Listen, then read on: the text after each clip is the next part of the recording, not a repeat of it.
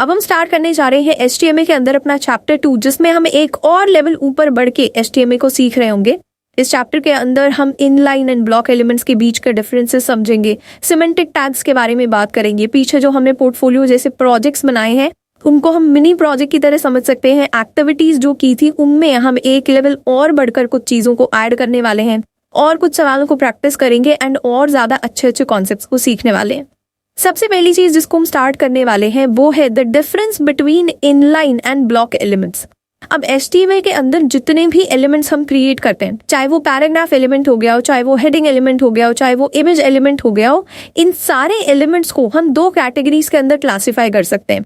एक कैटेगरी होती है हमारी इनलाइन की एंड एक कैटेगरी होती है हमारी ब्लॉक की। इन दोनों के बीच के पहले से डिफरेंसेस समझते हैं, उसके बाद इनमें डिटेल में बात करेंगे।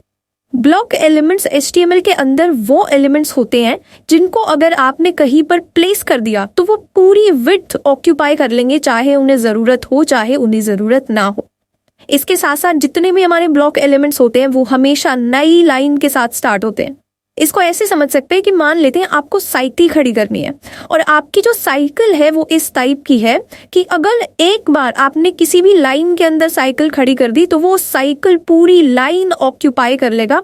उसके बाद आप सेम लाइन पर और डिफरेंट साइकिल्स को खड़ी नहीं कर पाएंगे, चाहे वो साइकिल कितनी छोटी हो या कितनी बड़ी हो। तो अगर आपको किसी एरिया के अंदर 3 साइकिल्स खड़ी करनी है तो तीनों को खड़ी करने के लिए आपको 3 अलग अलग लाइंस को ऑक्यूपाई करना पड़ेगा, घेरना पड़ेगा। ये होते हैं ब्लॉक एलिमेंट के एग्जाम्पल, यानी ऐसा एलिमेंट जिसको चाहे विड्थ की जरूरत हो चाहे ना हो वो पूरी की पूरी लाइन को ऑक्यूपाई करता है। एंड दूसरे तरीके के एलिमेंट्स HTML के अंदर होते हैं हमारे इनलाइन एलिमेंट्स। इनलाइन एलिमेंट्स उतनी ही विड्थ यानी चौड़ाई ऑक्यूपाई करते हैं हमारी स्क्रीन पर जितनी उनके लिए जरूरी होती है। एंड ये एलिमेंट्स जरूरी नहीं है कि नई लाइन से स्टार्ट हो, मतलब अगर मल्टीपल एलिमेंट्स को आप सेम लाइन के अंदर फिट इन करना चाहते हैं और वो हो पा रहे हैं तो फिर वो सेम लाइन के अंदर आएंगे, उन्हें अलग अलग लाइंस की जरूरत नहीं है।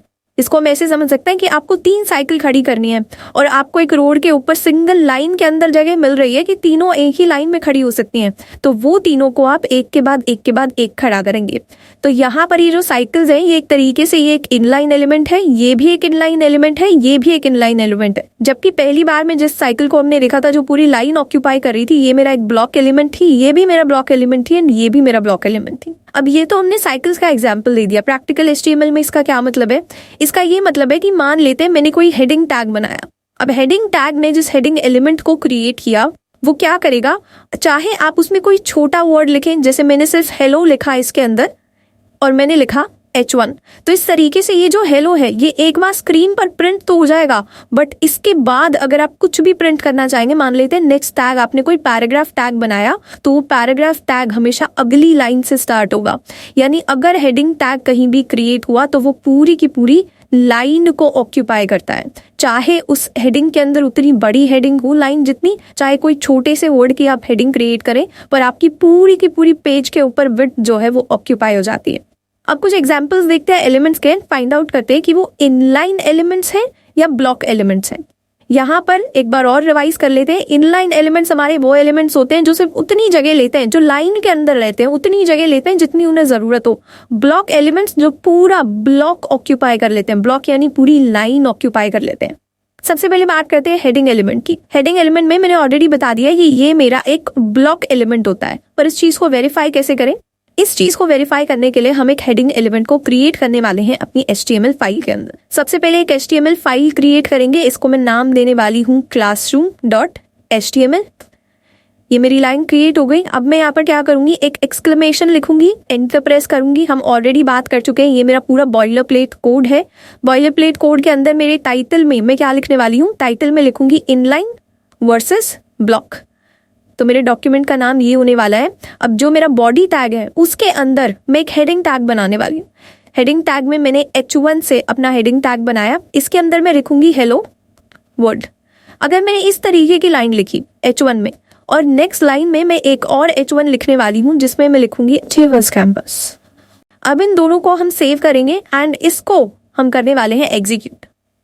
तो कुछ इस तरीके से सबसे पहले हेलो वर्ल्ड एक लाइन के अंदर प्रिंट हुआ है, उसके बाद अचीवर्स कैंपस सेकंड लाइन के अंदर प्रिंट हुआ है। तो हेलो वर्ल्ड को सिर्फ इतनी ही जगह की जरूरत थी, पर फिर भी इसने क्या किया, पूरी की पूरी लेंथ को ऑक्यूपाई कर लिया और अचीवर्स कैंपस को फर्स्ट लाइन में फिट इन नहीं होने दिया। इसको हम इंस्पेक्ट करके भी वेरीफाई कर सकते हैं। जैसे मैं यहाँ पर क्लिक करूं इंस्पेक्ट एलिमेंट करने के लिए, तो मुझे दिख रहा है कि यहाँ पर हाईलाइट होने वाला ब्लू एरिया क्या है, पूरी की पूरी विड्थ को दिख रहा है, यानी पूरे के पूरे ब्लॉक में फैली हुई है मेरी हेडिंग 1, और जो मेरी हेडिंग 2 है वो भी पूरे के पूरे ब्लॉक के अंदर फैली हुई है। तो जो मेरा हेडिंग एलिमेंट है, मैं यहाँ से वेरीफाई कर सकती हूँ दो हेडिंग्स को साथ में लिख के कि दोनों अलग अलग लाइंस पर आ जाती हैं, इवन दो दोनों के अंदर जो वर्ड्स है वो बहुत छोटे हैं, जिन्हें पूरी लाइन की जरूरत नहीं है, पर फिर भी ये एलिमेंट पूरी लाइन ऑक्यूपाई करेगा। नेक्स्ट एलिमेंट जिसके हम बात करने वाले हैं, ये है मेरा पैराग्राफ एलिमेंट। अब पैराग्राफ एलिमेंट को लिखते टाइम हमने ऑलरेडी पहले देख रखा था कि अगर हम चीज़ों को अलग अलग लाइन पर लाना चाहें तो उसके लिए हम डिफरेंट कंटेंट को अलग अलग पैराग्राफ्स के अंदर डिवाइड कर सकते हैं। तो यही से हमें आइडिया लग जाना चाहिए कि मेरा पैराग्राफ एलिमेंट भी एक ब्लॉक एलिमेंट है, यानी एक पैराग्राफ के अंदर चाहे आप कितना भी कंटेंट रखें, वो पूरी की पूरी विड्थ को जो उसके पास अवेलेबल है उसको ऑक्यूपाई करता है। इसको भी हम HTML से वेरीफाई कर सकते हैं। मैं क्या करने वाली हूँ, हेडिंग के बाद या फिर क्या करेंगे, इस हेडिंग को ही कन्वर्ट कर देते हैं पैराग्राफ में। ये मेरा पैराग्राफ 1 है, ये हेडिंग बन जाएगी मेरा पैराग्राफ 2। इसको कर लेते हैं सेव एंड यहाँ पर मैं करने वाली हूँ रिफ्रेश। तो ये मेरा फर्स्ट पैराग्राफ हो गया, ये मेरा सेकंड पैराग्राफ हो गया। दोनों टैग्स अलग अलग लाइन में आ जाते हैं। इसको भी अगर मैं चाहूँ तो इंस्पेक्ट कर सकते हैं। इंस्पेक्ट करके ये मेरा फर्स्ट पैराग्राफ हमें दिख भी रहा है कि पैराग्राफ टैग के लिए P यहाँ पर हाईलाइट हो रहा है। ये भी पूरा ब्लॉक एलिमेंट है, ये भी पूरा ब्लॉक एलिमेंट है। अब नेक्स्ट एलिमेंट की बात करते हैं। नेक्स्ट एलिमेंट जिसको डिस्कस करेंगे ये है मेरा एंकर टैग। अब एंकर टैग HTML के अंदर सिर्फ उतनी जगह लेता है जितना उसके लिए जरूरी है। तो एंकर टैग मेरा एक इनलाइन एलिमेंट होता है। एंकर टैग को भी एक बार लिखकर देखते हैं। HTML डॉक्यूमेंट के अंदर मैंने 2 पैराग्राफ्स लिखे हैं और इसी पैराग्राफ के अंदर मैं क्या करने वाली हूँ, यहाँ पर बना दूंगी एक एंकर टैग।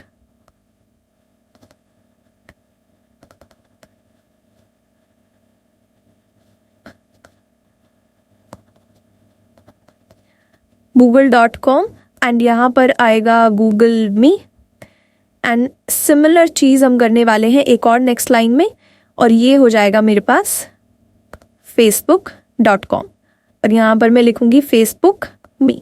इसको कर लेते हैं सेव एंड रिफ्रेश। तो गूगल मी एंड फेसबुक मी दोनों क्या हुए, दोनों सेम लाइन के ऊपर आ रहे हैं। इवन दो दोनों को HTML डॉक्यूमेंट में मेरे अलग अलग लाइन में लिखा है, पर क्योंकि एक इनलाइन एलिमेंट है तो इसने उतनी ही जगह घेरी जितनी इसको ज़रूरत है। अगर मैं चाहूँ कि मुझे एक और एंकर टैग लिखना है तो यहाँ पर मैं YouTube भी लिख सकती हूँ, youtube.com, और इसको मैं लिख सकती हूँ YouTube। इसको कर लेते हैं सेव एंड रिफ्रेश।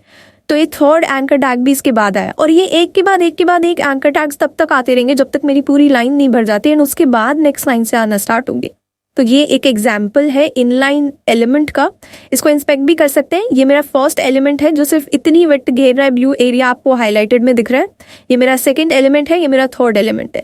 एंड अगर हम देखें कि ब्लू लाइन पूरी विड्थ में कब आ रही है, ये आ रही है बॉडी टैग के लिए। तो यहाँ से मुझे आइडिया लग रहा है कि मेरा बॉडी टैग एक ब्लॉक एलिमेंट होता है, बल्कि एंकर टैग्स मेरे इनलाइन एलिमेंट होते हैं। नेक्स्ट हम बात करने वाले हैं इमेज एलिमेंट की।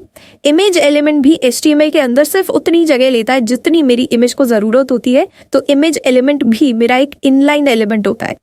जैसे अगर मैं एक पैराग्राफ की बात करूं और पैराग्राफ के अंदर मैं किसी इमेज को इंसर्ट करना चाहूँ, यहाँ पर ले लेते हैं एक paragraph, this is an image, और यहाँ पर मैं एक इमेज को इंसर्ट करने वाली हूँ।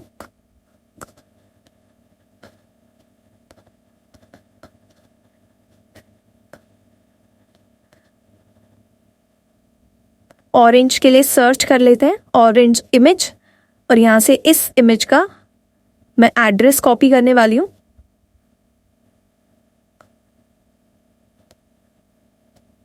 इसको कर लेते हैं सेव एंड नाउ रिफ्रेश।